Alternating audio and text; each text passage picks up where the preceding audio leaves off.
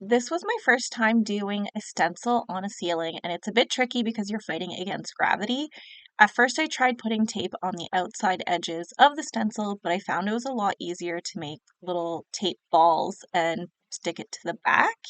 You'll see that the stencils are very loose, which does create a lot of gaps and smudges, but I did go back and paint all of the imperfections afterwards. So here you'll see the taped little sections in the back, and it's a lot easier to peel it up and off. First, I did the big flowers, and then I went in and did the smaller ones. Once everything was completed and dried, I went back with the ceiling color and I filled in all of the paint that had gone under the stencils, as well as anything that smeared when I was moving the forms. Because I did everything so quickly without washing my stencil in between each flower, I did get more messes, but I was also able to complete this mural in less than an hour and a half. Check out madisonmethod.com for more details.